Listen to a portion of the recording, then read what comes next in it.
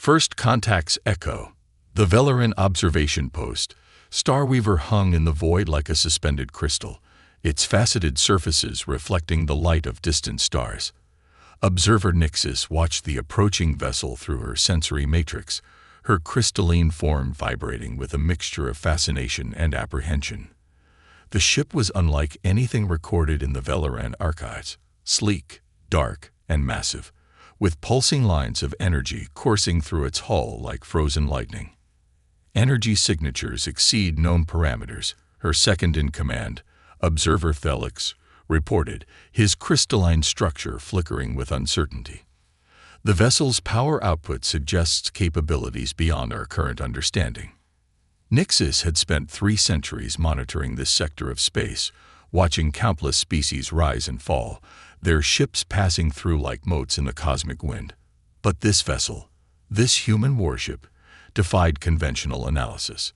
Humanity had achieved faster-than-light travel mere decades ago, yet here they were, operating technology that should have taken centuries to develop. Initiating standard contact protocols, Nixis announced, her voice resonating through the crystal chambers of the station. The response came almost instantly, in perfect Velaran harmonic speech. "This is Commander Marcus Rivera of the Earth vessel Stormbreaker." The transmission carried both strength and warmth. "We apologize for any alarm our presence may have caused. We detected unusual quantum fluctuations in this sector and came to investigate." Before Nixis could respond, Felix's form pulsed with urgent frequencies. Observer. Multiple vessels dropping out of hyperspace. Energy signatures matched the Scarlet Armada. The Scarlet Armada. Pirates who had terrorized the sector for years, destroying countless vessels and stations. They had always avoided the major powers, preferring to prey on isolated outposts and civilian ships. Their timing couldn't have been worse. "Commander Rivera," Nixis transmitted quickly, "you must withdraw. We are about to be engaged by hostile forces. This is not your conflict." The human's response was not what she expected. "With respect, Observer Nixis, we cannot abandon you to face these threats alone. The Stormbreaker was built to protect, and that's exactly what we intend to do." The human vessel moved with impossible grace for its size, positioning itself between the station and the approaching armada. Nixis watched in amazement as the ship's dark hull began to shift, patterns of energy coursing through it in complex geometries. "This is Commander Rivera to approaching vessels." His voice now carried an edge of authority that seemed to cut through space itself. "You are engaging in hostile actions against a peaceful installation. Stand down immediately, or we will be forced to respond." The Armada's answer came in the form of a massive barrage of plasma torpedoes and quantum disruptors, enough firepower to destroy a small fleet. Nixis's crystalline form resonated with dread, but the Stormbreaker made no attempt to evade. Instead, the impossible happened. The human vessel's hull lit up with cascading patterns of energy, creating a field that didn't just stop the incoming fire. It caught it, transformed it, and redirected it with surgical precision. The pirates' own weapons were turned against them, disabled engines, weapons, and propulsion systems without a single loss of life. "Remarkable," Felix whispered, his crystalline form shimmering with awe. "They could have destroyed them all, but they chose the more difficult path of disabling and capturing." The remaining pirate ships tried to scatter, but found themselves trapped in a web of gravitational distortions that hadn't existed moments before. Small craft deployed from the Stormbreaker, their designs as elegant as they were lethal, systematically boarding and securing each vessel. Hours later, as Velaran security forces arrived to take custody of the captured pirates, Nixis stood in her private chamber, composing her report to the High Crystalline Council. How could she explain what she had witnessed? The humans hadn't just displayed superior technology. They had demonstrated judgment, restraint, and a level of tactical thinking that bordered on artistry. "Update from Central Command," Felix announced. "They're requesting a threat assessment of human military capabilities." Nix's form resonated with what humans would call laughter. Tell them that human warships are indeed a threat, but only to those who threaten peace. We haven't encountered a potential enemy today. We've met a guardian." As the Stormbreaker prepared to depart, Commander Rivera transmitted one final message. "We've taken the liberty of upgrading your sensor arrays and defensive systems. The next time the Armada appears, they'll find this station a much harder target. Consider it a gift between friends." The human ship slipped away into faster-than-light travel with characteristic grace, leaving behind a station full of amazed Velerans and a sector of space suddenly much safer than it had been before. Nixis added a final note to her report. "The humans have mastered something far more impressive than advanced technology. They've mastered the art of making peace through strength." As news of the encounter spread through the galaxy's trading routes faster than light itself, one thing became certain. Humanity's true nature was far more complex and fascinating than anyone had imagined. They were not conquerors or mere explorers. They were protectors, extending their shield to all who sought peace in the cosmic dark. The galaxy would never be the same. The price of peace. Deep within the crystalline spires of the Galactic Council's headquarters, Ambassador Elena Reyes stood before the assembled representatives of 23 spacefaring civilizations. The council chamber hummed with tension as floating platforms carried delegates of various species, some humanoid, others decidedly not, in a tiered arrangement that resembled an ancient amphitheater. "The evidence we present today is not merely an accusation." Elena's voice carried clearly through the chamber's perfect acoustics. "It is a call for action." Behind her, holographic displays showed sensor data from the Stormbreaker's encounter with the Scarlet Armada, carefully documented by the Veleran observation post. High Counselor Zixtal, a being of pure energy contained within an ornic mechanical frame, leaned forward. "Ambassador Reyes, while we appreciate humanity's assistance in capturing these pirates, suggesting that members of this council were involved in their operations is extraordinary. Extraordinary claims require extraordinary evidence," Elena replied, her dark eyes scanning the chamber. "Which is exactly what we have." She gestured, and new data streams appeared in the air around her. Financial transactions, communication logs, and quantum-encrypted orders, all linking certain council members to the Scarlet Armada's activities. The chamber erupted in a cacophony of protests and demands. Among the chaos, Elena noticed several delegates attempting to discreetly access their private communication devices, just as planned. High above the council chamber, the TNS Lightweaver maintained its orbit around the capital world. On its bridge, Captain Raj Patel watched multiple feeds of the proceedings while monitoring a very special operation in progress. "They've taken the bait," his communications officer, Lieutenant Maya Wong, reported with a slight smile. "Detecting multiple attempts to access the quantum network, initiating trace protocols." Patel nodded, his expression grim.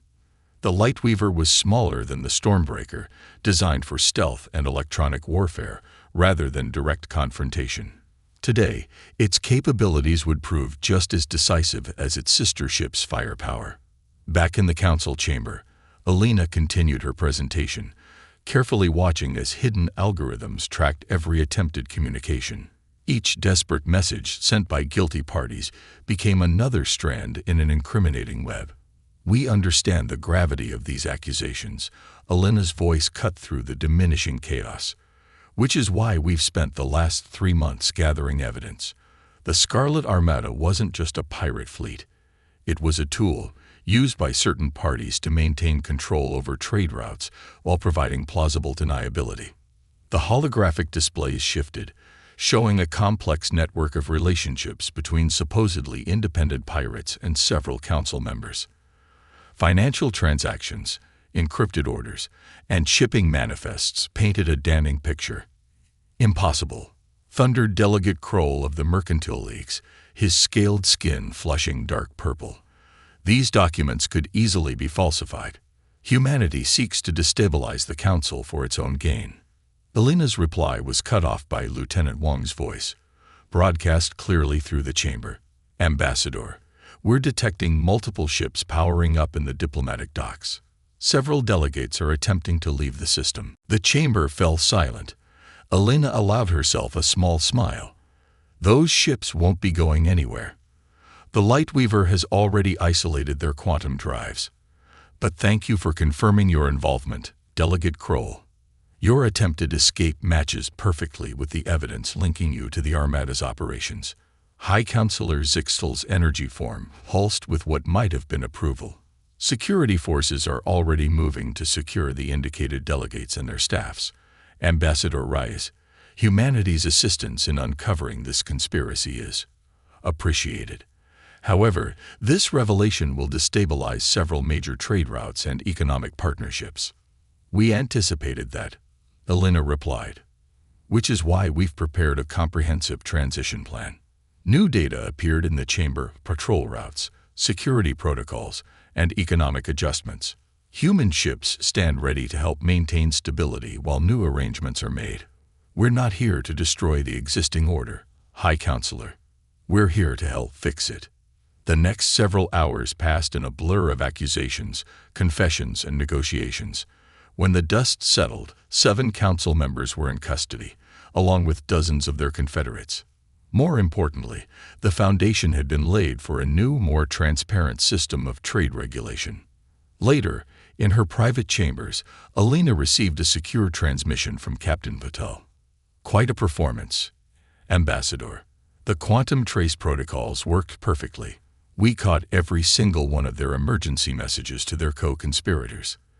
The encryption they thought unbreakable might, as well have been plain text to our systems. Let's hope this sends the right message, Elena replied, looking out at the glittering expanse of the capital world's night side. Humanity isn't here to conquer or dominate. But we won't stand idle while corruption threatens the peace. Speaking of messages, Patel's tone turned thoughtful. We're getting interesting reactions from the non-implicated council members. Many seem more impressed by our restraint than our technology. We could have used this evidence for blackmail, leveraged it for our own advantage. Elena nodded. That's exactly the point. Humanity's strength isn't just in our ships or our technology. It's in our choices. We choose to protect rather than exploit, to reveal rather than conceal, to help rather than dominate. The next day, as Elena prepared for another council session, she received an unexpected visitor. High Counselor Zixtal's energy form illuminated her office with a soft blue glow. Ambassador, the ancient being's thoughts translated directly into speech. I have lived for over 1,000 years. I have seen empires rise and fall, watched countless species join the galactic community. But I have never seen anything quite like humanity's approach to power. Is that a good thing? Elena asked carefully. You possess technology that could have made you conquerors. Instead, you choose to be guardians. You could have used this conspiracy for your own gain, yet you chose justice over advantage. It is refreshing. The High Counselor's energy form pulsed thoughtfully. Perhaps humanity's greatest strength is not in your ships or your technology, but in your capacity to wield power with wisdom. As Elena prepared for the day's session, she reflected on how far humanity had come. In less than a century, they had gone from their first FTL flight to becoming a force for positive change in the galaxy. But the real challenges and opportunities were just beginning. Lines in the stars. The ancestral conclave's declaration echoed through subspace channels across 3 spiral arms of the galaxy. Human expansion must be contained. Admiral Maya Ortiz stood on the bridge of the TNS Peacekeeper, watching the diplomatic crisis unfold through multiple holographic feeds. The Ancestrals, 5 ancient species who had achieved spaceflight while Earth's first civilizations were still mastering bronze, had drawn a line in the cosmos. They're mobilizing their defense fleets, reported Commander Jackson Wu, his hands dancing over the tactical display. Positioning them along the boundaries they've declared off-limits to human vessels. The Peacekeeper, humanity's newest diplomatic vessel, had been designed to project both power and restraint. Its smooth pearl-white hull housed enough firepower to match any 3 ships in the galaxy, yet its most powerful weapons were neither kinetic nor energy-based. They were diplomatic. Status of the colony ships? Maya asked, her weathered face illuminated by the stellar cartography display. 5,000 colonists aboard the Horizon's Dawn, approaching the contested Morrison system. Wu answered, "They're 3 days from their destination. The system falls within the Ancestral's declared exclusion zone, but we've been developing it for months with full Galactic Council approval." Maya nodded slowly. The Ancestral's ultimatum had come without warning, demanding that humanity restrict its expansion to a carefully defined region of space. It was a direct challenge to the principles of free exploration and development that humanity had championed since joining the galactic community. "Admiral," Wu's voice carried a note of concern. "The ancestral fleet at Morrison includes vessels from the Exarathi Empire. Their quantum phase weapons could pose a serious threat, even to our defensive systems. They're counting on that reputation to force our compliance," Maya replied, studying the tactical projections. "The Exarathi haven't actually fought a war in 10,000 years. They're warriors who've forgotten the difference between showing force and using it wisely." A new signal caught their attention. High Elder Ixal of the Exarathi Empire appeared on the main screen, his crystalline exoskeleton glowing with carefully controlled energy. "Admiral Ortiz, your colony ship approaches territory now forbidden to your kind. Turn them back, or we will be forced to demonstrate why the ancestral powers have ruled the stars since before your species learned to make fire." Maya met the alien leader's gaze steadily.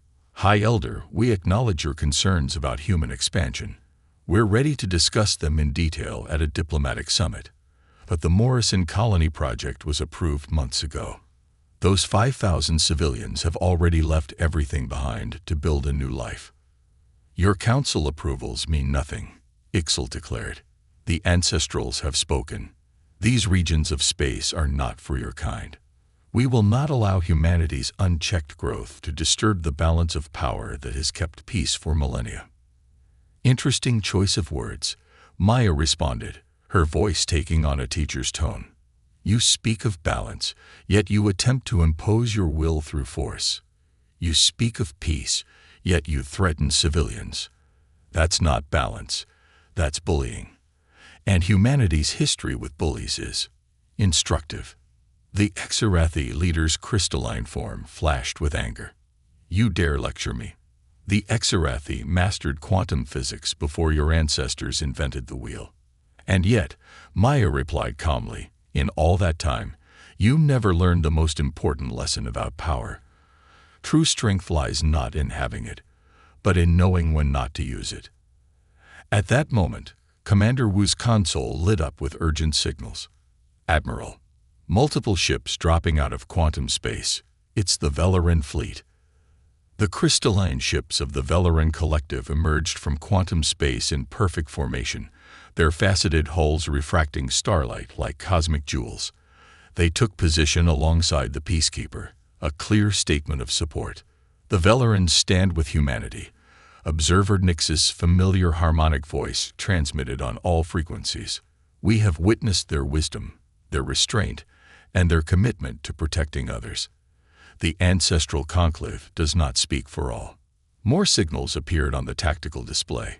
Ships from the reformed mercantile leagues, now free from corruption thanks to humanity's recent intervention, dropped out of quantum space.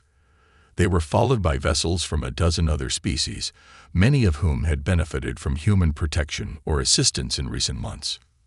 "Fascinating," Maya mused, loud enough for the still open channel to catch. "It seems the balance of power isn't quite what you thought it was, High Elder. Humanity doesn't stand alone. We stand with friends we've made by choosing to help rather than dominate." The Exarathi leader's crystalline form pulsed with barely contained fury. "You orchestrated this show of force to challenge us."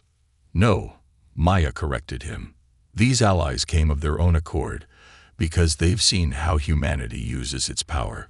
We protect, we assist, we cooperate.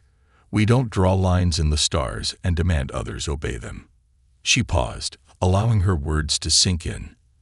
Now, shall we discuss this situation diplomatically, or would you prefer to fire on a civilian colony ship while the galaxy watches? Hours later, as representatives from all sides gathered aboard the Peacekeeper for emergency negotiations, Commander Wu approached his admiral. The Ancestrals backed down rather quickly once they realized they didn't have the political support they expected. But something's been bothering me. Our analysis showed we could have defeated their fleet if it came to battle. Probably. Maya agreed, watching the diplomatic teams file into the conference room. But winning a battle isn't the same as winning the peace. By choosing restraint, by letting our actions and allies speak for us, we've accomplished something far more valuable than a military victory. We've shown them a better way, Wu realized. Maya nodded. The Ancestrals have maintained peace through power and tradition for millennia. Today, they've seen something new. Peace maintained through cooperation and mutual respect. That's humanity's real contribution to the galaxy, not our technology, not our ships, but our understanding that true civilization begins when strength serves wisdom. Shadow of the Void. Dr. Kai Anderson stared at the quantum probability models flooding his laboratory's holographic displays aboard the research vessel TNS Prometheus. The data confirmed his worst fears. A quantum void storm was forming in the Carina sector, one of the most densely populated regions of known space. The models are clear, he reported to Captain Diana Patel, his dark eyes reflecting the swirling patterns of the simulation. This isn't just any void storm. It's a cascade event that could tear apart the quantum fabric of space-time across 3 sectors. Diana's expression remained composed, but her fingers tightened on the edge of the display table. How many systems are at risk? 47 inhabited systems, billions of lives. Kai manipulated the display, showing the predicted path of destruction. The void storm will consume everything in its path, growing stronger with each system it destabilizes. Traditional evacuation isn't possible. There isn't enough time. The Prometheus had been tracking quantum anomalies in this sector for months, part of humanity's commitment to understanding the deeper mysteries of space. Now that research might be the only thing standing between billions of lives and oblivion. Send everything to Fleet Command, Diana ordered, and get me a direct channel to the Galactic Council. They need to know what's coming. Within hours, the Carina sector erupted into chaos as the news spread.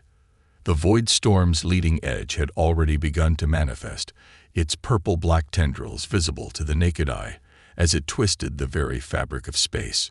Ships of every species flooded the affected systems, creating massive refugee flotillas. The Galactic Council chamber was in an uproar.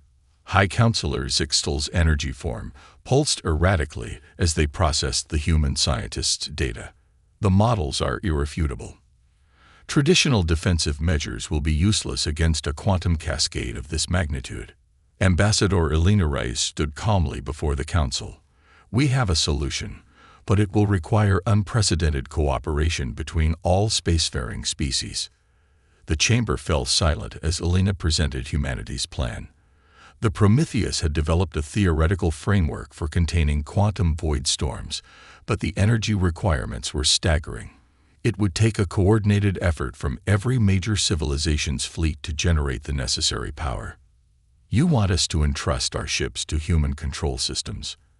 Asked one of the ancestral representatives, their tone skeptical despite the crisis. We want to synchronize our efforts to save billions of lives, Elena corrected. Every moment we waste in doubt is a moment closer to catastrophe. Above the Carina sector's primary hub world, a massive fleet gathered.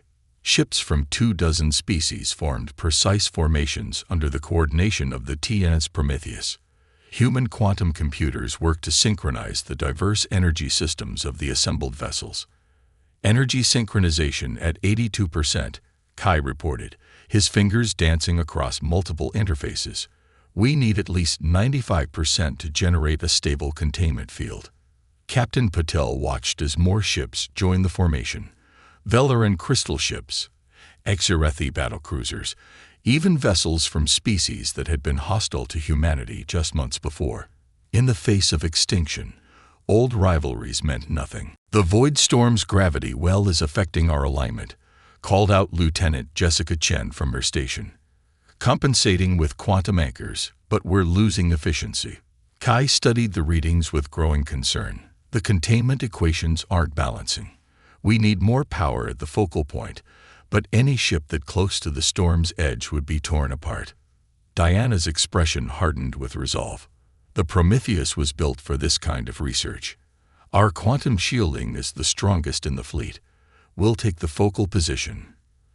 "Captain," Kai protested, "even with our shielding, holding that position would mean giving billions of people a chance to live." Diana cut him off. "Send the calculations to my console. I'll pilot us in manually." The Prometheus broke formation, its white hull gleaming as it approached the roiling edge of the void storm. Behind it, the combined fleet maintained position, their diverse energy signatures gradually synchronizing under human guidance. Entering the gravity well, Diana reported calmly, "Beginning power transfer to the containment grid. Dr. Anderson, you have control of our reactor output." Kai's hands moved with precise efficiency, channeling the Prometheus's quantum reactor into the emerging containment field. Energy readings spiked across his displays as the ship's systems were pushed far beyond their designed limits. "Synchronization at 93%, Jessica called out. 94, 95. Containment field is forming."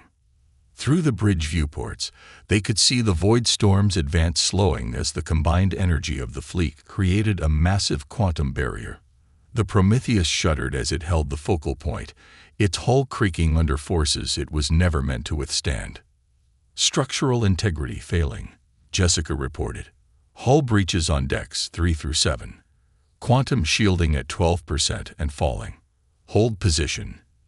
Diana ordered, her voice steady despite the chaos around them. "The containment field needs another 30 seconds to stabilize." Kai watched in horror as the Prometheus's systems failed one by one. "Captain, we need to withdraw. The ship can't take much more of this." "The field is almost stable," Diana replied. "If we move now, everything we've done will be for nothing." "Sometimes, Doctor, the price of saving lives is being willing to risk our own." The bridge shook violently as another system overloaded. Through the spreading cracks in the viewports, they could see the void storm's tendrils reaching for the ship like hungry fingers. But the containment field was growing stronger, pushing back against the quantum cascade. Containment field stabilized. Jessica's triumphant cry was nearly lost in the sound of failing systems. "The void storm is being pushed back." The Prometheus's sacrifice had not been in vain. As the combined fleet maintained the containment field, emergency vessels rushed in to evacuate the crippled research ship. The void storm, trapped within the quantum barrier, began to collapse in on itself. Hours later, as recovery operations began across the affected sectors, High Counselor Zixtal made an unprecedented journey to the human medical station where the Prometheus's crew was being treated. "Your people risked everything to save billions you had never met," the ancient being observed to Ambassador Reyes. "Not for power, not for glory, but simply because it was right." Elena smiled, watching through a window as Captain Pottle argued with doctors who wanted her to rest. "That's who we are, Counselor. Humanity didn't come to the stars to conquer them. We came to protect them, to understand them, and when necessary, to sacrifice for them." The Void Storm crisis marked a turning point in galactic history. The image of a human ship willing to sacrifice itself while coordinating the combined fleet of former rivals became a powerful symbol of what was possible when species worked together. But for humanity, it was simply another example of the principles they had lived by since first reaching for the stars. The strongest walls are built not of power, but of courage, compassion, and cooperation. Unity's dawn. The message came from beyond the galactic rim, a signal so powerful it was detected simultaneously by every quantum communications array in known space. The images it carried showed the impossible. An entire galaxy, M31 Andromeda, going dark star by star, consumed by something that defied the laws of physics themselves. Admiral Maya Ortiz stood in the newly constructed Unity Chamber, a vast space within the Galactic Council headquarters designed to accommodate representatives from every spacefaring species. The chamber hummed with the voices of dozens of species as the message played again on the massive holographic display. The entity consuming Andromeda will reach our galaxy in 17 months, reported Dr. Kai Anderson, now heading the Combined Scientific Task Force. His recent experience with the Void Storm had made him the natural choice to lead the investigation. Unlike the Void Storm, this isn't a natural phenomenon. It's artificial, controlled, and purposeful. High Elder Ixel of the Exorethi, his crystalline form dimmed with concern, spoke next. Our long-range quantum scans confirm the human analysis. Whatever this entity is, it has already consumed 30% of Andromeda. Nothing survives in its wake. Not entirely accurate, observer Nixis interjected, her crystalline form pulsing with excitement. We've detected quantum signatures indicating some civilizations in Andromeda managed to escape. They're coming here, seeking refuge.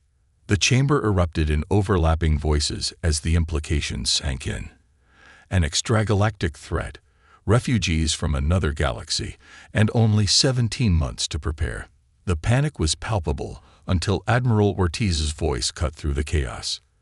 We've faced threats before, she declared, her voice carrying the authority of someone who had stared down both the Scarlet Armada and the Ancestral Conclave. Each time, we survived by working together. This time will be no different. Easy for humans to say, rumbled a representative of the Silicon Collective. Your species has existed for a mere blink of cosmic time.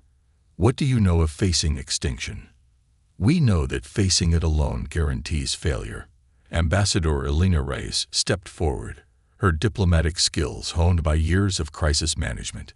Humanity's brief existence has taught us one crucial lesson. Our greatest strength lies not in our individual power, but in our ability to unite despite our differences. The next hours saw the formation of the most ambitious plan in galactic history. The combined fleet that had contained the Void Storm would serve as a template for an even greater undertaking. Every species would contribute their unique technologies and knowledge to create a defense network spanning the entire galaxy. Months passed in a blur of unprecedented cooperation. The Exorethi, their warrior pride transformed into determination, worked alongside human engineers to enhance their quantum phase weapons. Velaran crystal ships formed the backbone of a galaxy-wide early warning system. The Silicon Collective's vast computational networks merged with human quantum computers to process defense strategies. The TNS Prometheus, rebuilt and upgraded, led a fleet of research vessels to study the approaching threat. They discovered that the entity consumed not just matter and energy, but space-time itself, using the consumed mass of entire star systems to fuel its expansion. It's not just a weapon, Dr. Anderson explained to the Unity Chamber. It's a perversion of creation itself, but its very nature gives us an opportunity. If we can disrupt its space-time consumption pattern at a crucial moment, we might be able to trigger a cascade failure. The plan that emerged was audacious. The combined fleet would create a massive quantum barrier similar to the one that contained the Void Storm, but on an unprecedented scale. When the entity attempted to consume the barrier, they would channel its own space-time distortions back upon it. As the day of confrontation approached, ships gathered at the designated coordinates. The fleet was like nothing the galaxy had ever seen. Vessels of every size and design, from every corner of known space, united in purpose.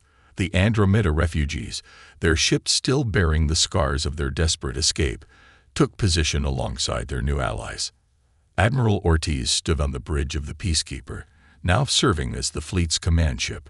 Around her, officers from a dozen species worked in perfect coordination, their differences forgotten in the face of extinction. The entity has crossed the galactic boundary, reported a Xerathi tactical officer.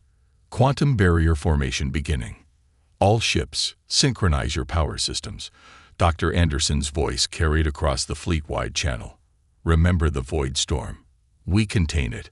Then we turn its own nature against it. The entity appeared on their sensors, a writhing mass of distorted space-time that seemed to devour light itself. As it approached the barrier, every ship in the fleet channeled power into the quantum grid. The barrier lit up like a new galaxy being born, its energy readings off every known scale. Entity attempting to breach the barrier, called out Commander Wu. Power consumption exceeding predictions. Hold formation, Maya ordered, her voice steady. Redirect all auxiliary power to the containment grid. We stop it here, or nowhere. The battle that followed would be remembered for millennia to come. The entity crashed against the quantum barrier like a tide of uncreation, seeking to consume the very forces being used to contain it. But each time it adapted its attack, the combined fleet adapted their defense, guided by the merged intelligence of organic and artificial minds working as one. Quantum resonance reaching critical levels. Dr. Anderson reported, preparing to initiate the cascade. Maya took a deep breath. All ships on my mark, reverse your power flow. We're going to give this thing exactly what it wants, just far more than it can handle.